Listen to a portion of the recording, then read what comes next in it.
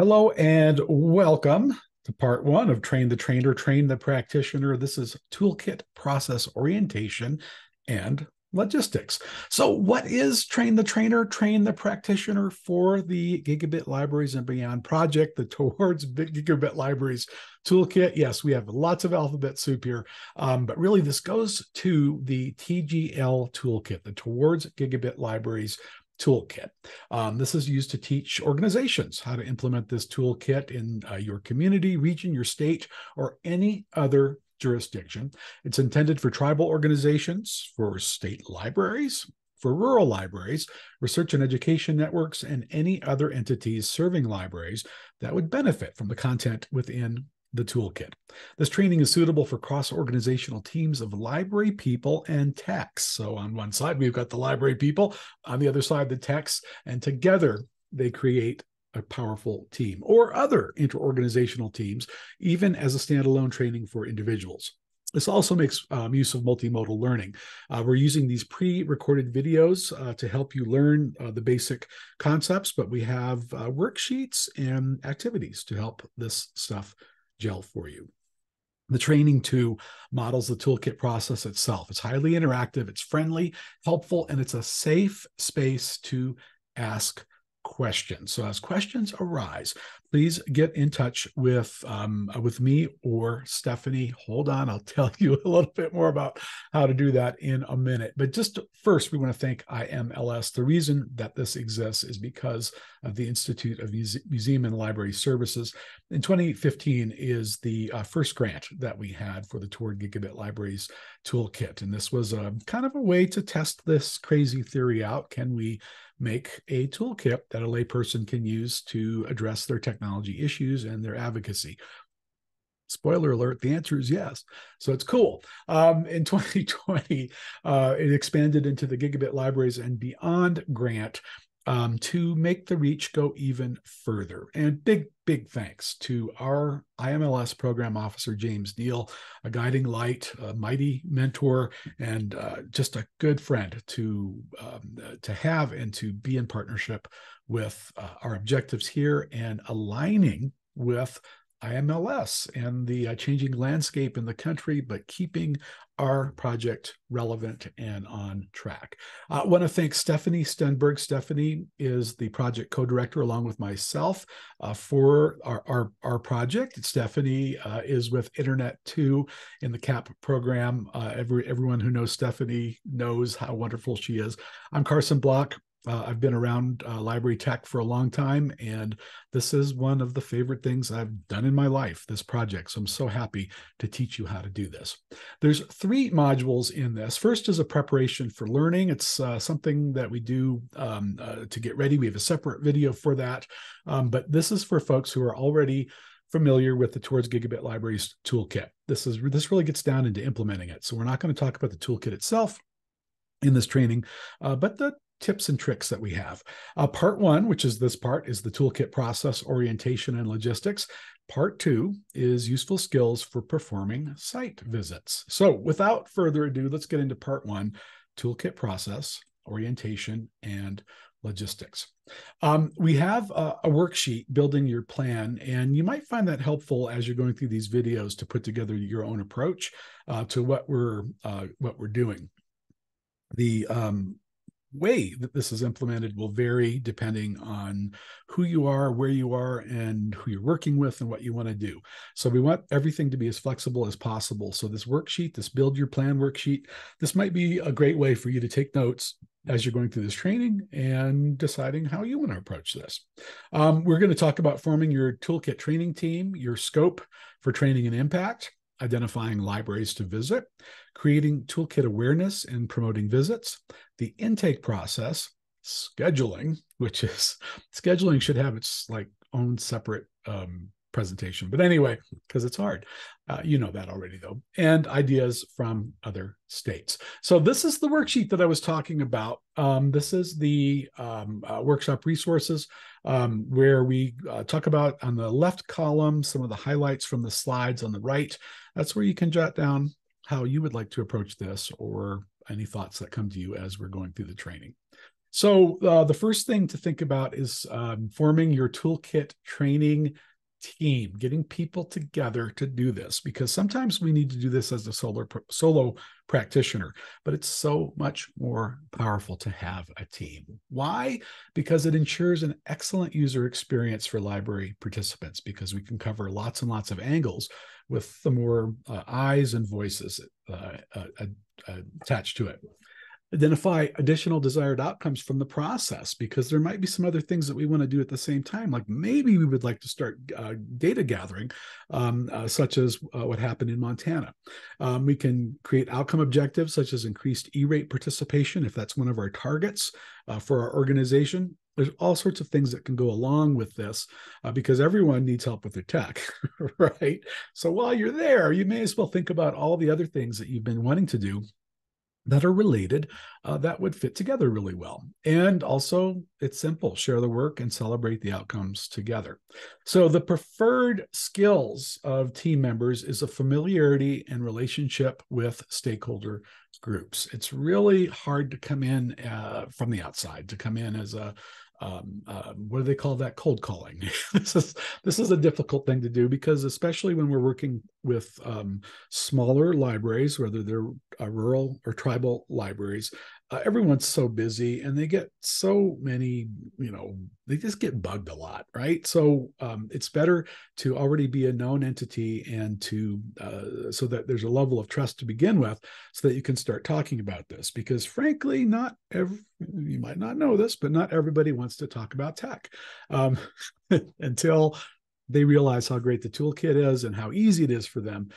Then it changes the picture. But before that, when you're first entering that conversation and that relationship, they may not know that this is really a helpful thing. So it helps if they already know you, and also that you know them. You know the restrictions, things like for public libraries in the late spring, you don't want to bother anyone, for instance, because summer reading program prep is happening, and that's usually all hands on deck. There are other times of the year that are also very busy in different parts of the country. So just having a sense of that is so important. Also, a preferred skill is having at least some basic technology knowledge.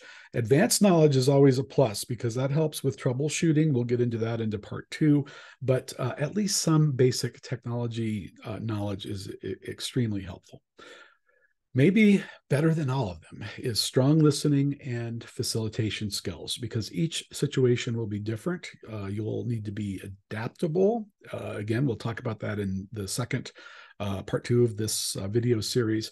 But having strong listening and facilitation skills is very important, because you don't exactly know what you will discover before you visit the library. But while you're there, you want to make sure you catch everything and you're able to lead that experience into a great outcome.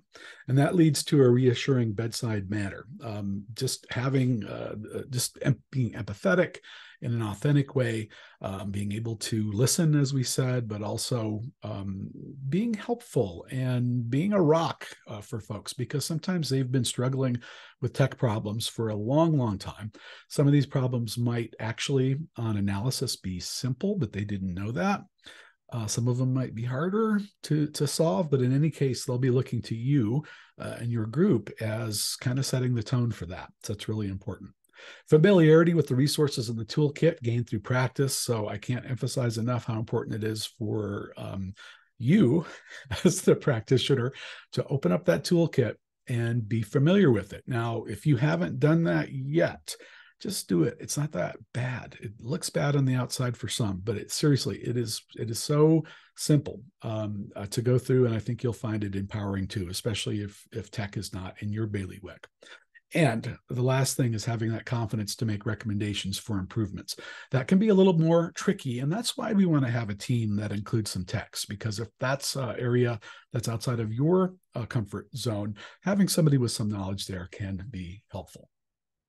So partnering with other organizations are really, really powerful. And that's where we found some of the greatest things in the grant programs. So the strongest teams are those where there's complementary skills and knowledge and a shared interest in helping people, helping libraries improve technology to serve people. So one great example is when we have a state library organization partnered with a R&E, or Rural and Education Network partner, which is highly technical organization, because that kind of covers both. And in some states, the R&E network serves libraries, and so does the state library. So you already naturally have something in common. But the idea is to pair library and stakeholder expertise with technical expertise, and this creates a major impact with minimal effort. Now, this can also happen in tribal organizations when you have tribal IT, especially tribal IT that serves a lot of libraries. And if you have anyone who is tending to libraries, including the state library, many of them do have an office or a staff member devoted to tribal libraries. Just think creatively in those partnerships. But simplified, the ideal team looks like at least one person with a working knowledge of library operations and one person with functional knowledge of technology. It doesn't have to be deep. It just has to be there, if that makes sense. We have a team model that we want to show you because this emerged quite organically through our first grant. Holly Wolt, Library Technology Support Specialist at the Nebraska Library Commission, and Tom Rolfs, Broadband Program Specialist, United States Department of Commerce, NTIA, but formerly the Education IT Manager at the Nebraska Office of the CIO and NITC. These two were the folks that we brought together to look at needs in Nebraska. And there was an amazing chemistry and synergy that happened just from these two folks getting together. So they're our dream team when we look at the best model. I apologize for the fuzzy video that just came up. We are not going to play this video here, but we're going to provide a link to the video in the comment section. We'd like you to look at this because both Holly and Tom tell the story of their how they met, how they discovered a shared interest in helping libraries, and from there, how they did together some really amazing things in Nebraska. So it was really taking this core raw material and applying a catalyst to it through their personalities and shared interests and skills and smarts, and bringing it together. So this is, again, our model of a really, really good team. And it's going to try to play there. Good morning. And I will pause it. That is the hazard of embedded videos. But be sure to check that out. It's worth a look. The identifying libraries to visit, that's our next topic. Our advice is to focus on the libraries with the greatest needs. There's a lot of different ways to really think about how to approach libraries. Equity always comes into the picture. Sometimes it's hard to create a matrix, for instance, that would show which libraries to visit. So this is our suggestions for your checklist for focusing, especially if you're just starting this program. Go to the places that need you the most, places with poor connectivity, places with a tiny or small staff, places with little or no technology support, places with a challenged budget, and also staff who are willing to participate. That willing to participate, very important, because we know libraries that have the previous 4 bullets, but maybe the library person doesn't want to do it. Start with someone who really is motivated and wants to do this, because we're going to be asking them for their time. And again, initially, they may not think it's worthwhile to do this, but they will, in all cases, they will realize, or they have realized. I don't know what'll happen in the future. I'm not psychic, but in the past, though, everyone that had reticence that we worked with, and we've worked with a lot of folks, they loved what happened when we got out there, when they saw that it was easy and it was very helpful. But this is a idea of how to put together kind of that matrix to identify libraries to visit. Definitely don't go out to libraries that don't need to see you. I have stories I can tell you later. Just ask me, because I have one that I tell often at presentations where I visited a library that definitely I should have been somewhere else instead of visiting these folks. They were wonderful, wonderful people, but they did not need the help, and their place took the place of a library that could have used the help. So just focus on those, and we've got plenty of those, so we're not going to run out of those anytime soon. Looking at how to like form what you want to do, it's time to really think about your own scope. And so this is leading into something where you can either jot your ideas down yourself. We have a worksheet for this that you can download, or you can get together with a group to talk about it. But what would you like to accomplish with implementing the toolkit in your state or region? Have some targets and think about those outcomes as well. Like, what are your desired outcomes? We know that we're going to do benefits for the library in terms of identifying needs and making recommendations to meet those needs. But what else would you like to see? Are you looking for increased E-rate participation? Are you looking for better broadband service for patrons across the board, like to really, really move the needle on that? Would you like to improve digital equity? Are there other things that are emerging where you have this opportunity? So this is your time to kind of brainstorm that. And then think about, how will you determine which libraries to visit? Are you going to pre-select? Are you going to ask for participants, or other options? So at this point, if you're working through this together as a group, you can pause the video, take out that worksheet, and discuss. Now, moving ahead, creating toolkit awareness and promoting visits. Again, simple logistics, but these are really, really important. To make libraries aware of the toolkit, we suggest making an announcement, of course, that describes your organization's approach to implementing the toolkit. Now, approaches will vary, but you will likely want to share these items. One is just like a description of what's happening and why it's important. But then there's a call to action. That's inviting participation in some manner. And that'll lean back on what what you've decided your scope is. The Alaska State Library created a resource page on their website. The link is right there. And I'd like you to take a look at that, because it is really good in laying these things out and communicating the whys of the toolkit. Why is it important? What does it do? Etc. Now, the TGL team has performed multiple webinars also that you can use. So please see the materials that we've shared. We have links to those. As time moves on, those will become older and older, of course, but the core information there is the same. And that's something that's really cool about the toolkit, is it addresses things that are, they just don't change as much. It's like the basics, the core, and the really important things. Now, you should have an intake process of some sort. You might already have that if you already have a relationship with the libraries, especially if you're a state library organization. But everyone should have an intake form, especially if you're going to ask libraries to apply and you have limited resources for visits, because that is something that's likely to happen, that there might be more demand for this than you are able to equip for. So you need to have just think through that. Most state library orgs already know about this, but it's important. Also, pre and post surveys for participants are recommended so that you can gauge the effectiveness of your visit. In our pre and post surveys in the first grant, we really wanted to see where people were in terms of their technological confidence. It was kind of a light intake survey.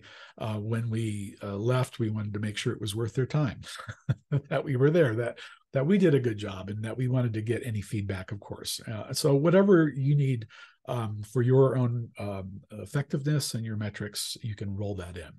Determine the best contact approach for libraries that you're serving. Now, we recommend as much personal contact as possible, including phone or Zoom calls, individual emails as opposed to mass mailings, and other personalized approaches. This has really made a difference as well. We would love, with technology, we tend to think we can take one action and it affects many.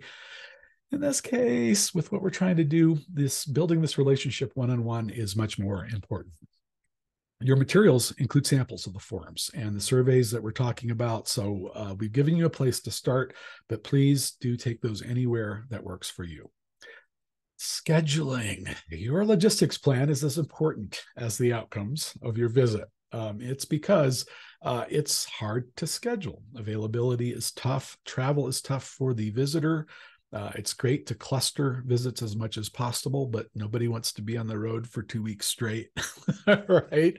That's difficult as well. So it's give this a lot of time. Don't short shrift this.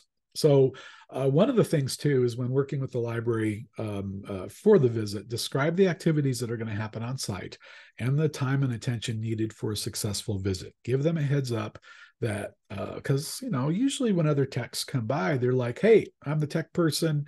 I'm going to be working on stuff. Don't bother me, right? Well, this is not that type of visit. This is a visit where we're expecting to collaborate, even and especially if the library person is a novice.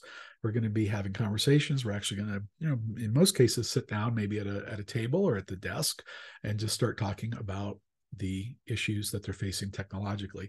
Then we're going to walk around. We're going to talk about, ask questions and go back and forth, jot down answers, things like that. So this is a very active visit. So hopefully they're able to carve that time out, but they can't unless you let them know. Try to gather all available library staff as well, including IT staff or outsourcers as part of the visit. So as part of your intake process, be sure to get some familiarity with whether they have IT support that's separate.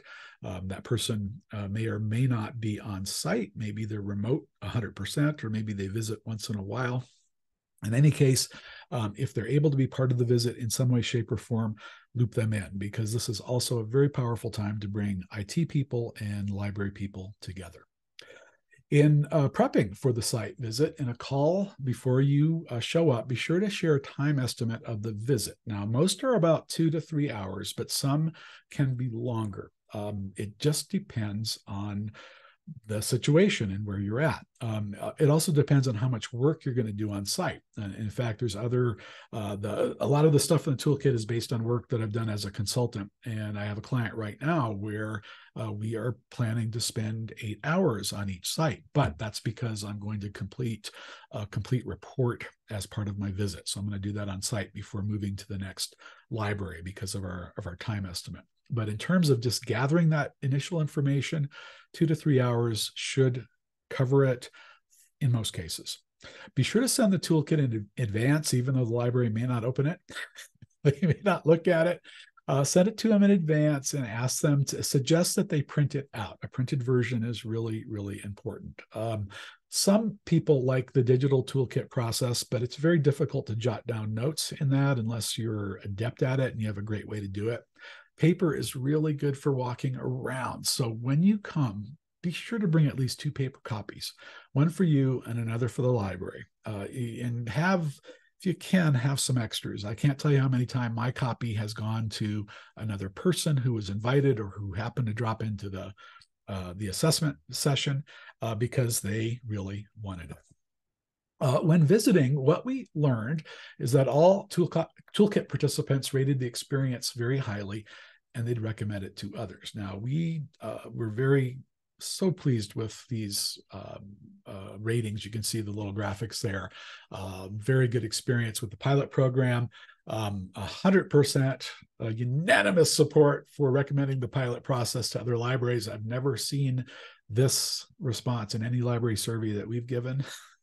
For unanimous response to the positive. So even though we feel very happy about those responses, the reason that they are there is that we took a lot of time to make sure that we were respecting the time of the people at the libraries, that we were respectful that they're busy, that we're intruding on their day, we're making them change everything for our visit. And my belief is that's why. Small libraries can be as busy or busier than large ones because small staff equals less hands to face the needs of each day. And initially, participants may be reticent to participate, right? They're busy, they don't feel knowledgeable, they're unsure that this is important for them to do.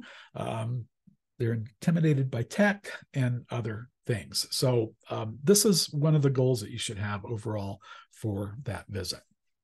Now, when you visit, be curious, friendly, flexible, accommodating, and kind, which is kind of like the burro that you see to the left, except I wouldn't say most burros are flexible, but they can be curious, friendly, accommodating, and kind for sure. But you need to be flexible too. Also, because anything can happen. Also, avoid jargon as much as possible. Jargon will come up, and if you can catch yourself to explain it, please do. Whether you're a tech or whether you're a librarian, both fields have tons and tons of jargon that we take for granted. So just kind of be more aware of that so that you're not creating an alienation of the person you're working with. And then make sure that you're going at a pace that's comfortable for the participant. Kind of gauge how fast or slow you should go depending on what where their comfort level is and how they're responding. Because some people like totally get it. They're really fast, even if they're not techs, and they want to go, go, go. Others are like, wait a minute, let's stop for a minute. Let's go back a couple steps. We want to make sure we know that we're understanding what's going on. The site visit, we're going to have activity details in part 2. But one of the things, if you watch the Nebraska video, you heard Holly Wolt say this is kind of like sitting around the kitchen table at the library. So be prepared for lots and lots of conversation, one-on-one. The site visit is a human experience, even though we're looking at technology sorts of things. Also, this is super hands-on. I cannot emphasize enough, you do not want to wear your Sunday best to a site visit. You definitely want to look nice and professional, but be ready to go in dusty places. You might have to crawl behind or under things. Some things are up above. I'm not asking you to do anything that you're not comfortable with or that you're not rated to do, depending on your job description. So I'm not saying go pull out a ladder and crawl on a roof. Definitely not. But you will just we just, frankly, we don't put our tech stuff sometimes in the nicest of environments, right? Or the cleanest of environments, or dust just builds up and it just doesn't get dealt with. So just be prepared to have the right sort of clothing for the visit. Also, be sure if you're not doing things on site, which most of us don't because it does take a little while and you might need some more thoughtfulness, follow up after the site visit is doing the broadband improvement plan in our toolkit, or the BIP. If you're not able to complete that on site, that is something that you should be familiar with already. Also, making sure that library assesses the experience. You really want to hear back from them. You want to make sure that you've been on mark, haven't missed anything, and that you're on the right track. And we would love it if you would share the information with the GLB team. Again, we will have our contact information so that you can contact us with questions that you might have at any time. Even though the grant's over, both Stephanie and I are wide open for questions. But we would also love for you to share your experiences with us as you go forward. Examples of how other states and organizations have implemented the toolkit. There has been a lot. There's a lot more than we want to, or we should cover in this. Every person that you see here, entity, organization, these are not people, these are entities and organizations. Everyone you see up here, or most of them, have had some connection and deep programmatic experience with the Towards Gigabit Libraries toolkit. Some of them, such as Nebraska, have published their things online. As a consultant, I've actually provided expanded services, exploring new areas that are now reflected in the toolkit, because again, this is just stuff that I do for a living. And the toolkit itself is open and open source, and we're so happy to share that. Sometimes a state library organization or another organization wants to use that as the basis to do something else, to make it go further. So what we've done to date, and I will continue to do this as long as I'm doing this work, is as I've developed new areas of programming with clients, we take that information and we roll it into the toolkit and we share it with others, because this is not, this is about, what this is about is improving the technology landscape in libraries everywhere, because our libraries are important to people, and that is how this goes. So if you would like, if you're not able to find some of these case studies and examples online easily, just get in touch with Stephanie or I, and we will answer your questions and connect you to it. We just want you to know there's a lot of success stories around this. So now it's time for you to break out. Again, if you have a group, if you have a large group together, do it in 2 to 3. And then use your handout and brainstorm some of the approaches that you might want to take to implement the toolkit. Now, if it's time for a break, if you are doing this in a marathon session, which is definitely possible. Take a little break now and come back to the last video that we'll have next, which is part 2, useful skills for performing site visits. Otherwise, just go roll around in the grass for a little bit and come back to it later. Thank you very much, and I hope you will join us for part 2. Here's a little preview of the screen. Useful skills for performing site visits. That's coming up next.